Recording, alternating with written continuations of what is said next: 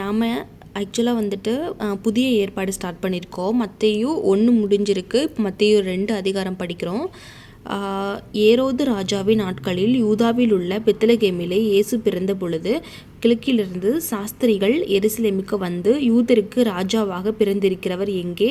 கிழக்கிலே அவருடைய நட்சத்திரத்தை கண்டு அவரை பணிந்து கொள்ள வந்தோம் என்றார்கள். ஏரோது ராஜா அதை கேட்ட பொழுது அவனும் அவனுடைய கூட எருசலேம் நகரத்தார் அனைவரும் கலங்கினார்கள். அவன் பிரதான ஆசாரியர் ஜனத்தின் வேத பாரகர் எல்லோரையும் கூட வர செய்து, கிறிஸ்துவானவர் எங்கே பிறப்பார் என்று அவர்களிடத்தில் விசாரித்தான். அதற்கு அவர்கள், யூதாவில் உள்ள பெத்லகேமிலே பிறப்பார். அதனென்றால், யூதேயா தேசத்தில் உள்ள பெத்லகேமே, யூதாவின் பிரபுக்களின் நீ சிறியதல்ல, என் ஜனமாகிய இஸ்ரவேலை ஆளும் பிரபு உன்னிடத்திலிருந்து புறப்படுவார் என்று தீர்க்க தரிசிகளால் எழுதப்பட்டிருக்கிறது என்றார்கள். அப்பொழுது ஏரோது சாஸ்திரிகள் இரகசியமாய் அழைத்து நட்சத்திரம் காணப்பட்ட காலத்தை குறித்து அவர்களிடத்தில் திட்டமாய் விசாரித்து, நீங்கள் போய் பிள்ளைகளை குறித்து திட்டமாய் விசாரியுங்கள். நீங்கள் அதை கண்ட பின்பு நானும் வந்து அதை பணிந்து கொள்ளும்படி எனக்கு அறிவியுங்கள் என்று சொல்லி அவர்களை பெத்லகேமுக்கு அனுப்பினான். ராஜா சொன்னதை அவர்கள் கேட்ட போகையில், இதோ அவர்கள் கிழக்கிலே கண்ட நட்சத்திரம் பிள்ளை இருந்த ஸ்தலத்திற்கு மேல் வந்து நிற்கும் வரைக்கும் அவர்களுக்கு முன் சென்றது. அவர்கள் அந்த நட்சத்திரத்தை கண்டபோது மிகுந்த ஆனந்த சந்தோஷம் அடைந்தார்கள்.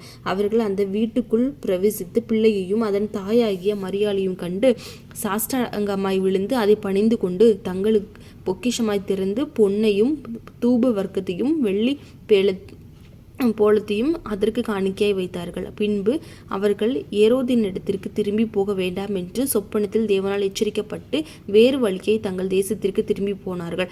அவர்கள் போன பின்பு கர்த்தருடைய தூதன் சொப்பனத்தில் யோசேப்புக்கு காணப்பட்டு, ஏரோது பிள்ளைகளை கொலை செய்ய தேடுவான். ஆதலால் நீ எழுந்து பிள்ளையையும் அதன் தாயையும் கூட்டிக் கொண்டு எகிப்துக்கு ஓடிப்போய் நான் உனக்கு சொல்லும் வரைக்கும் அங்கே இரு என்றான்.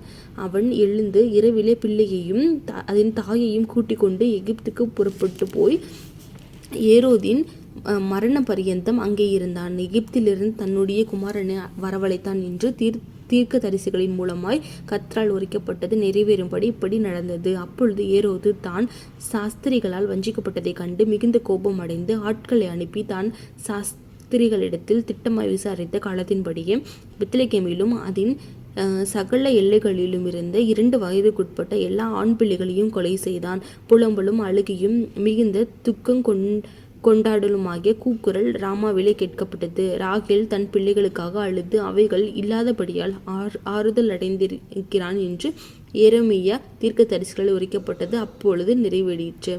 ஏரோது இருந்த பின்பும் கர்த்தருடைய தூதன் எகிப்திலே யோசேப்புக்கு சொப்பனத்தில் காணப்பட்டு, நீ எழுந்து பிள்ளையையும் அதன் தாயையும் கூட்டிக் கொண்டு இஸ்ரவேல் தேசத்துக்கு போ, பிள்ளையின் பிராணனை வாங்க தேடினவர்கள் இறந்து போனார்கள் என்று. அவன் எழுந்து பிள்ளையையும் அதன் தாயையும் கூட்டிக் கொண்டு இஸ்ரவேல் தேசத்துக்கு வந்தார். ஆகிலும் அர்கேலையு தன் தகப்பனாகிய ஏரோதின் பட்டத்துக்கு வந்து யூதாவினால் அரசாளுகிறான் என்று கேள்விப்பட்டு அங்கே போக பயந்தான். அப்பொழுது அவன் சொப்பனத்தில் தேவரால் எச்சரிக்கப்பட்டு கலிலியோ நாட்டின் புறங்களிலே விலகி போய் நசரேத்து என்னும் ஊரிலே வந்து வாசம் பண்ணினான்.